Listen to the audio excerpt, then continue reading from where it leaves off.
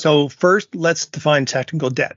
I believe it's the known and the unknown differences between a supported COTS product or commercial off-the-shelf product, like in this case ServiceNow, and the state of configuration currently in place.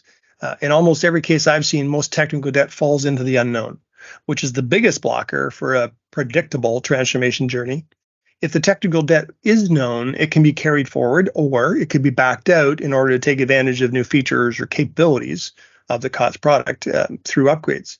In today's terms, though, these upgrades are offering game-changing AI capabilities, easy interoperability in the technical environment, or user experiences that are just streamlined, intuitive, and memorable.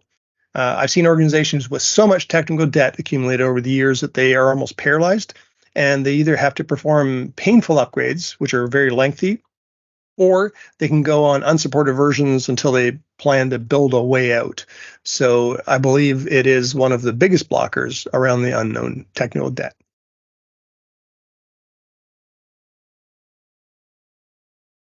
One tip would be understanding the objectives and key metrics from your business stakeholders, what they're wanting to leverage from IT, because IT must support business processes, and those processes must further those business goals. So this approach will help prioritize what IT is required and when. In the end, timely execution will drive the fans and make IT a true business enabler.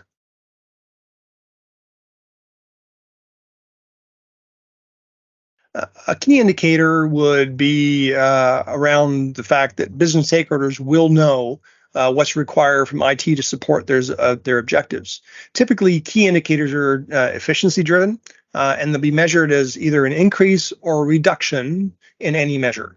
If the stakeholders are finding value in their IT support, then a key indicator would be the adoption rate of new processes.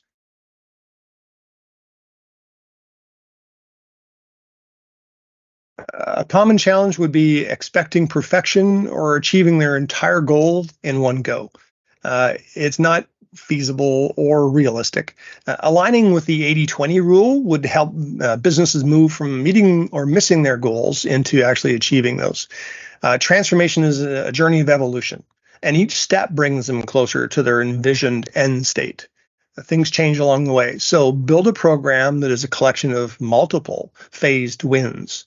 Progress will be achieved at the sub-goal level and allow for appropriate amount of change to happen while still working towards those goals, which could be achieved in smaller time increments.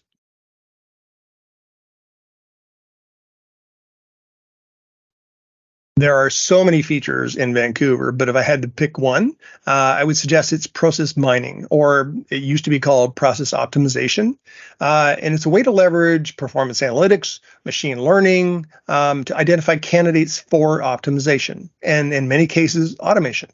It watches the data that you point it at, and it represents where most human effort is captured and managed.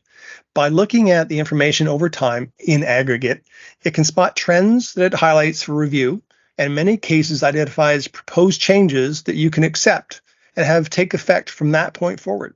The great thing is it's not theoretical.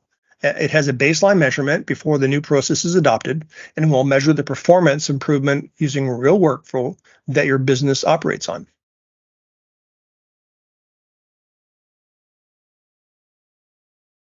One key indicator would be change success rate. In a business where change is governed well, and emphasis is on governed well, and a transformation plan is identified, there should be an expected outcomes or results identified to justify the change in the first place. When a change is proposed, reviewed, and approved, and then executed, there's an immediate step to confirm the successful or unsuccessful state of that change execution. An increase of change success rate will indicate the value is being realized as planned, therefore justifying further investment in the transformation journey. Coincidentally, this is also one of the best ways to monitor and manage technical debt.